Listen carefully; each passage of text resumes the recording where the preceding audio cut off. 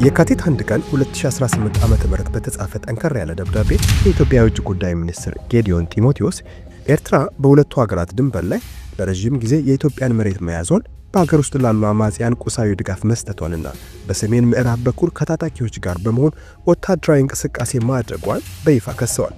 ደብዳቤው የኤርትራ ጦር በአፋጣኝ ከያዛቸው የኢትዮጵያ ግዛቶች እንዲወጣና ከአማጽያን ጋር ያለውን ትብብር እንዲያቆም የሚጠይቅ ሲሆን ድርጊቱን ቀጥተኛ ትንኮሳ outright aggression ሲል ፈርጆታል። በሌላ በኩል ደግሞ እንደ አሰብ ወደብ ባሉ የሁለትዮሽ ጉዳዮች ላይ ሰፊ ውይይት ለማድረግ ዝግጁ መሆኑን በመግለጽ የሰላም ጥሪውን አክሏል።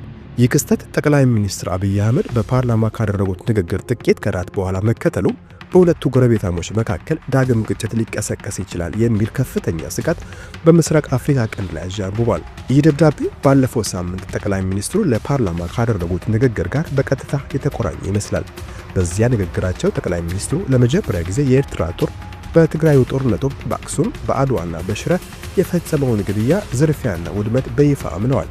አብይ አህመድ ከኤርትራ ጋር ያለው ቅራኔ የተጀመረው አሁን መንግስታቸው ባነሳው የባህር በር ጉዳይ ሳይሆን በጦርነት ወቅት በተፈጸሙት በእነዚህ ነውረኛ ተግባራት እንደሆነ ገልጸዋል።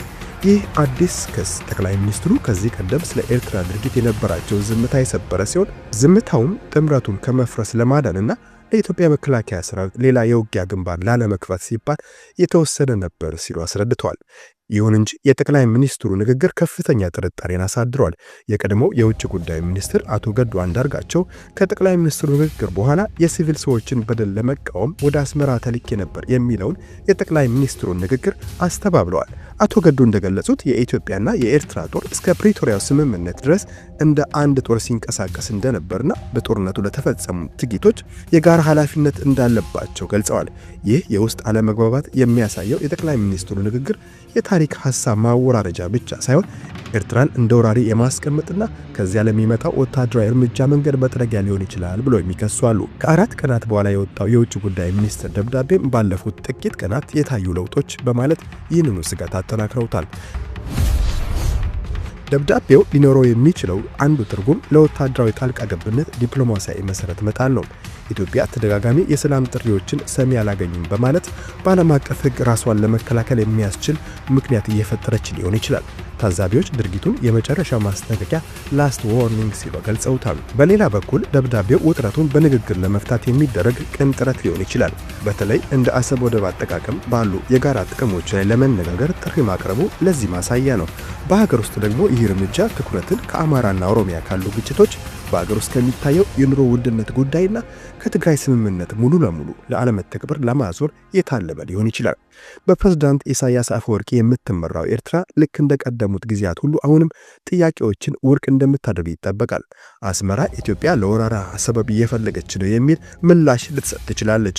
ታሪክ እንደሚያሳየው ከሆነ ኤርትራ ጦሯን በማንቀሳቀስ ከሶማሊያ ወይም ከግብጽ ጋር ያለውን ግንኙነት አሁን ደግሞ ሳውዲ አረቢያ ጋር በማጠናከር ኢትዮጵያን ለመጫን ትሞክራለች። ደብዳቤው ምላሽ ካላገኘ ግን ኢትዮጵያ ወደ አየር ጥቃት ወይም የምድር ውጊያ ልትገባ እንደምትችል ይገመታል።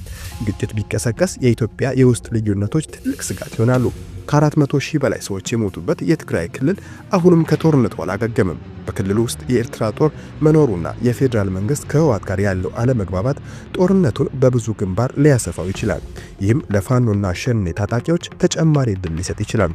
በቀጠናዊ ደረጃ ጦርነቱ የምስራቅ አፍሪካን ደህንነት ያናጋዋል። የኤርትራ ከሱዳን ጋር ያላት ጥምረት ተካሄዶችን ወደ ግጭቱ ሊያስገባም ይችላል። ግብጽም በህዳሴው ግድብ ምክንያት ካላት ቂም አንጻር ለአስመራ ድጋፍ ልታደርግ ትችላለች። በሰሞነኛው የቀይ ባህር ፖለቲካ ባላንጣ የሆኑት ሳውዲ አረቢያና ዩናይትድ አረብ ኤሚሬትስም ይቀላቀላሉ። ይህም ሁኔታ በቀይ ባህር የንግድ መስመር ላይ ትልቅ ስጋት ይፈጥራል።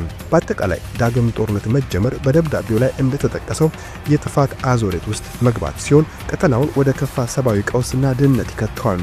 በአጭሩ የኢትዮጵያ ደብዳቤ ክስንና ተስፋን አቀላቅሎ የያዘ ቢሆንም በውስጥና በውጭ ካሉ ጫናዎች አንጻር ሲታይ የሰላም ጥሪ ብቻ ሳይሆን ስልታዊም ይመስላል። ጦርነት ይቆማል ወይስ ይቀሰቀሳል የሚለው የኤርትራ ምላሽና የዓለም አቀፉ ማህበረሰብ ጣልቃ ገብነት ይወስነዋል።